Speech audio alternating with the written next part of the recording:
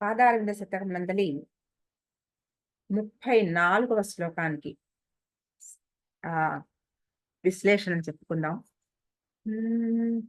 నఖశ్రీ సన్నద్ధస్తవక నిచిత స్వైశ్చ కిరణైః పిశంగైః కామాక్షి ప్రకటిత లసత్ పల్లవరుచిః సతాం గమ్యః శంకే సకల ఫలదాతా సురతరుస్త్వదీయః పాదోయం తుహినగిరిరాజన్యతనయో.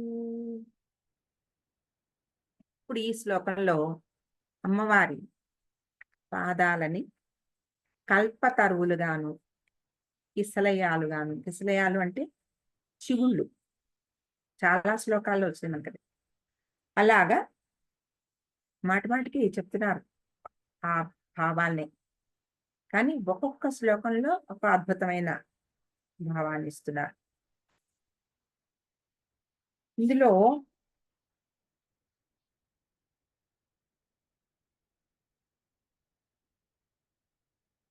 నఖశ్రీ సన్నద్ధ స్తబక నిచిత స్వైశ్చ కిరణైః కామాక్షి అని ఒక సంబోధన చేశారు. తర్వాత తుహినగిరి రాజన్యతనయే అని ఇంకొక సంబోధన చేశారు. తుహినగిరి రాజన్య అంటే మంచు కొండ, అంటే అన్ని పర్వతాలకి రాజు అయిన తుహినగిరి అంటే మంచు హిమవత్ పర్వతము, తనయే ఆయన యొక్క పుత్రిక. అంటే మనం ఒక్కొక్కసారి చాలా అభిమానం వచ్చేస్తే వాళ్ళని చాలా పిల్లల మీద చుట్టూ చాలా ముద్దొస్తే చాలా చాలా ముద్దు పేర్లు పెట్టి పిలుస్తూ ఉంటాం, చాలా రకాలుగా సంబోధన చేస్తూ ఉంటాం. అటువంటి అంత అభిమానంతో అమ్మవారిని అలా 2 సంబోధనలు, ఒక్కొక్కసారి 3 సంబోధనలు కూడా, అంటే అలా అంత ఆనందంతో అమ్మవారిని ఆ భావంతో ఎలా సంబోధన చేస్తున్నారు. కామాక్షి అన్నారు, తుహినగిరి రాజన్యతనయే అన్నారు. అన్నిటిలోకి చాలా ఇష్టమైన సంబోధన అమ్మవారికి ఆ తుహినగిరి రాజన్యతనయ్య అనడం అనేది అమ్మవారికి. హిమగిరి తనయ, అలా ఆయన పుత్రికవిగా, అంటే ప్రతి ఆడపిల్లకి కూడా వాళ్ళ నాన్న పేరుతో ఎంత ఇష్టంగా ఉంటుందో, వాళ్ళ నాన్న ఫలానా వాళ్ళ అమ్మాయి మీరు అనగానే చాలా ఆనందం వస్తుంది లోపల నుంచి.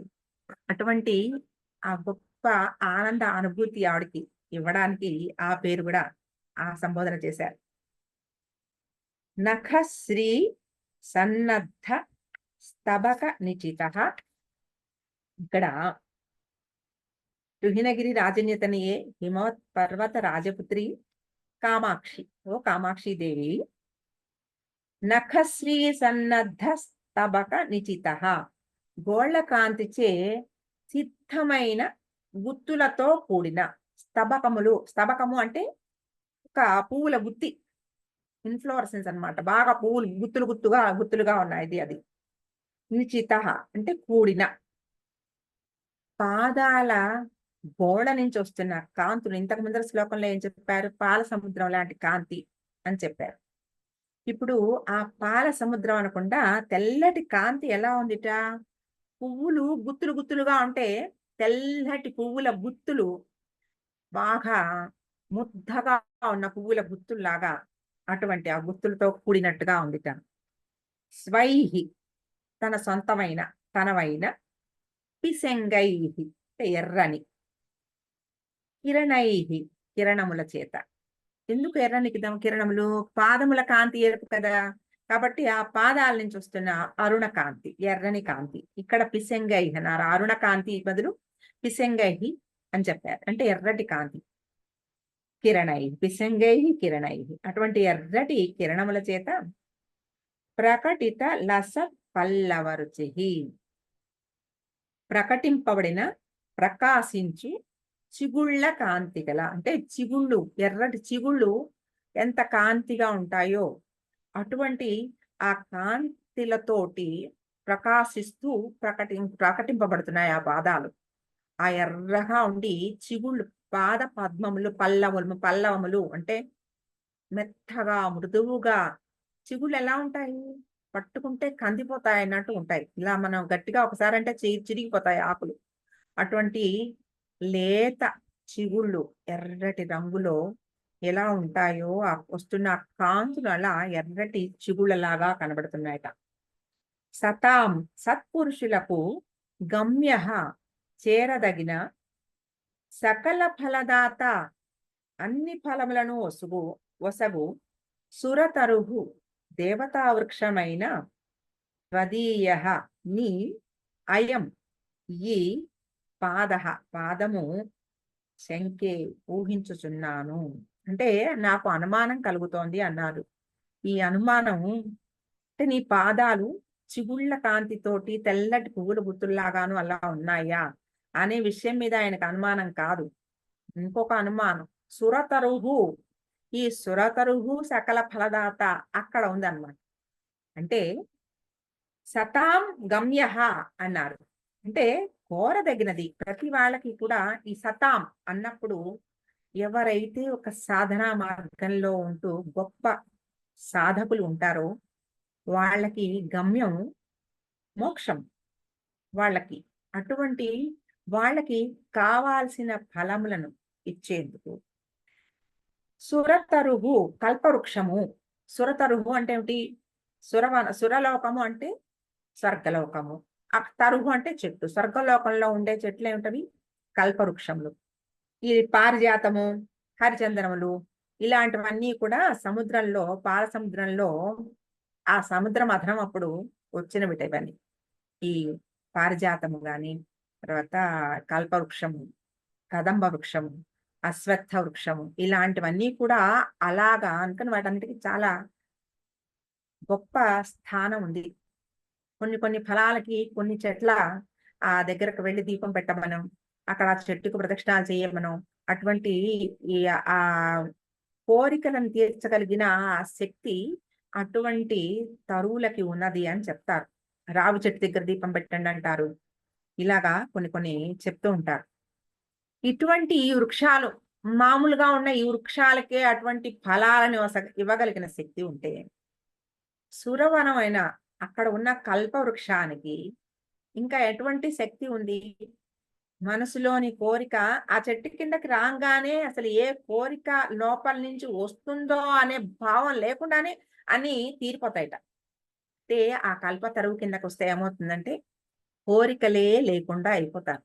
ఇంకా ఏమీ ఉండదు. అటువంటి స్థితికి వెళ్ళిపోతారు అటువంటి కల్పవృక్షం దగ్గర ఉంటే. అటువంటి కల్పవృక్షమే మహాసంహారేస్మిన్ విహరతి సతి త్వత్పతిరసౌ అని సౌందర్యలహరిలో చెప్పుకున్నట్టు ఆ మహాసంహార సమయంలో ఇవి ఏమీ ఉండవు.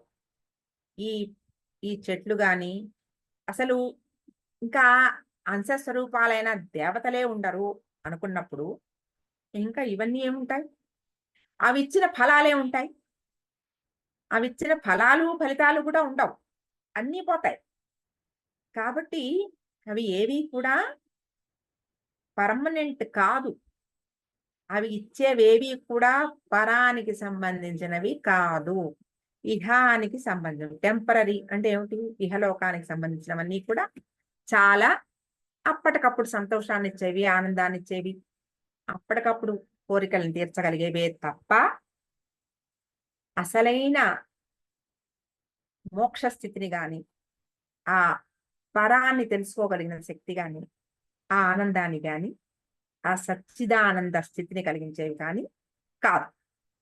కాబట్టి ఆయనకు వచ్చిన అనుమానం ఏమిటంటే ఇంత గొప్పగా ఇవన్నీ చెప్తున్నారు కదా, ఇవన్నీ వీటన్నిటికీ ఎప్పటికైనా అవన్నీ నశించిపోయేవే. కాబట్టి వాటికి అలాంటి ఫలాలను ఇవ్వగలిగిన శక్తి ఉందా? నీ పాదాలకు ఉన్నంత శక్తి వాటికి ఉందా? అది ఆయనకు వచ్చిన అనుమానం. అంతే తప్ప నీ పాదాలకు అంత మహిమ ఉందా అనే శంక లేదు ఆయనకి. పూర్తిగా ఆ ఆ పాదాల యందు అద్భుతమైన నమ్మకము, అనుభవం ఆయనకి కలిగింది. కాబట్టి ఆయనకి పాద కాంతుల యందు, ఆ పాదముల యందు ఎటువంటి శంక లేదు. ఆ శంక ఏమిటంటే ఆ వచ్చిన ఫలాలు, ఆ ఫలితాలు అవి పర్మనెంటా? అది ఒక రకంగా ఏం చెప్తున్నారంటే ఏ దేవతను ఆశ్రయించినా, ఏ ఇహానికి సంబంధించిన ఏ కోరికకి సంబంధించిన ఏ దేవతను ఆశ్రయించినా వచ్చే ఫలాలు ఏవి కూడా శాశ్వతం కాదు. అశాశ్వతమైన ఈ ఇహలోకానికి సంబంధించిన ఈ కోరికలను పెట్టుకుని ఆ దేవతలను అందరినీ ఆశ్రయించి ఆ చెట్టు ఈ పుట్ట ఎక్కడికో అక్కడికి వెళ్ళి ఎవరో ఏదో చెప్పారని నమ్మి ఇంత ఆ నీలో ఇన్ని రకాల ద్వైధీభావాలను పెట్టుకుని అనవసరమైన కష్టాల పాలు కాకు. అవేవి కూడా నీకు శాశ్వతమైన ఫలాలను ఇచ్చేవి కాదు. ఆ వచ్చే ఫలితాలు ఏమున్నా కూడా అవన్నీ నీకు అశాశ్వతమైనవే. అవి ఇచ్చే ఆనందం ఎప్పుడూ శాశ్వతమైనది కాదు. అసలైన సచ్చిదానంద స్థితిని పొందాలంటే ఆశ్రయించు, అమ్మవారి పాదాలనే ఆశ్రయించు. అంతకు మించిన ఇంకా ఏ స్థితి లేదు. ఇంకా ఏ రకమైన గొప్ప ఆ శక్తి లేదు. నువ్వు నమ్మగలిగిన శక్తి, పట్టుకోగలిగిన శక్తి ఏదుందో అది ఒక్క అమ్మవారి పాదముల యందు మాత్రమే ఉంది. కాబట్టి ఈ అమ్మవారి పాదాలని ఆశ్రయించు. ఆ అటువంటి ఈ మందార సంతాన పారిజాతము అని అవన్నీ కూడా ఈ సముద్రంలోంచి వచ్చినవి అవి. మందార సంతాన పారిజాతం అంటే ఇవన్నిటికి కూడా ఇప్పుడు కోరికలు ఉంటాయి కదా. భక్త మందార అంటాం. అంటే అటువంటి కోరికలన్నీ తీర్చగలిగిన వాడా అని. అటువంటి ఏ కోరికైనా ఇహానికి సంబంధించిన ఏ కోరికైనా ఏదో కావాలి, అది కావాలి, ఇది కావాలి, కొంతమందికి సంతానం కావాలి, ఇంకోటి ఏదో కావాలి, ఇంకోటి ఏదో కావాలి. కోరికలు కావాల్సినవన్నీ ఇహానికి సంబంధించినవన్నీ ఉన్నాయి. ఆ వాటికి ఎవరో ఎప్పుడో ఏదో చెప్తారు, నువ్వు ఫలానా వెళ్ళు, అక్కడికి వెళ్ళు, ఆవిడ ఆ దేవతను ఆశ్రయించు, ఈ చెట్టుకి ప్రదక్షిణాలు చెయ్యి, అక్కడ దీపం పెట్టు, ఈ సాయంత్రం వెళ్ళు, అక్కడ ఏవో అవన్నీ చెప్తారు కదా, ఎన్నో రకాలు. Don't get carried away with all those. అది ఆయన మనకు చెప్తున్నారు. ఇవన్నీ చేయగలిగిన శక్తి వాళ్ళందరికీ ఉందా? వాళ్ళకి లేదు. ఏదైతే అసలైన ఆ మోక్ష స్థితిని ఇవ్వగలవో ఆ పాదాలకే ఇవి కూడా ఇవ్వగలిగిన శక్తి ఉంది. ఆ పాదాలనే పట్టుకుంటే ఇవి కూడా తీరిపోతాయి. కాబట్టి నువ్వు గట్టిగా పట్టుకో, ఆ పాదాలని పట్టుకొమ్మా. అది అది వదలకు. దాన్నే ఆశ్రయించు. ఆ పాదాన్ని ఆశ్రయిస్తే అవి నీకు ఏమి ఇవ్వాలో అన్నీ ఇస్తూనే నిన్ను ఆ మార్గంలో తనలోకి కలుపుకోగలిగిన స్థితికి తీసుకెళ్ళిపోతాయి. కాబట్టి పాదాలని మాత్రమే ఆశ్రయించు. ఈ అమ్మవారి పాదాలని మాత్రమే ఆశ్రయించు. ఇంకా ఏ అనవసరమైన భావాలని నీ మనసులోకి రానివ్వకు. ఇది అన్నిటికి నుంచి మించిన ఉత్తమమైన సాధన ఇది. ఈ ఉత్తమమైన సాధనా మార్గంలోకి వెళ్ళిపో అని ఎర్రని కాంతులు, తెల్లని కాంతులు చెప్పారు. ఇందులో ఇక్కడ ఇదివరకు శ్లోకాల్లో నలుపు, ఎరుపు, తెలుపు 3 చెప్పారు. అంటే కచభరాహ ఆ దేవతల యొక్క నల్లటి కురులు కూడా చెప్పారంటే రజసత్వతమో గుణాలు 3 చెప్తూ వచ్చారు. ఇక్కడ రజోగుణం, సత్వగుణం వరకే చెప్పారంటే ఎరుపు, తెలుపే ఉన్నాయి. ఈ రజోగుణం నుంచి సత్వంలోకి వెళ్ళిపో. రజోగుణం పట్టుకో, అమ్మవారి పాదాల్లో 2 ఉన్నాయి. ఆ రజోగుణాన్ని అంటే నీలో ఉన్న ఆ భక్తి మార్గాన్ని నువ్వు వృద్ధి చేసుకుని ఆ సత్వ మార్గంలోకి వెళ్ళిపో. ఆ సత్వగుణంలోకి వెళ్ళిపోయావంటే ఆ తెల్లటి పువ్వుల గుత్తుల్లాంటి కాంతులు ఉన్నాయి అమ్మవారి నఖ కిరణ కాంతులు.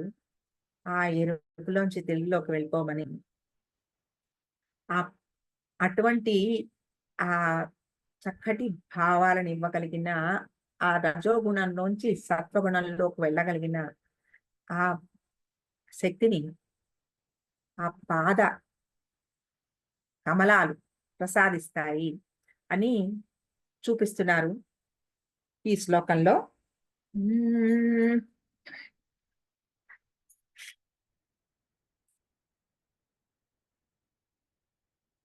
నఖశ్రీ సన్నద్ధస్తబక నిచిత స్వైశ్చ కిరణైః పిసంగైః కామాక్షి ప్రకటిత లసత్ పల్లవరుచిః సతాం గమ్యం శంకే సతాం గమ్యః శంకే సకల ఫలదాత సురతరుస్త్వదీయః పాదోయం తుహిన గిరిరాజన్య తనయే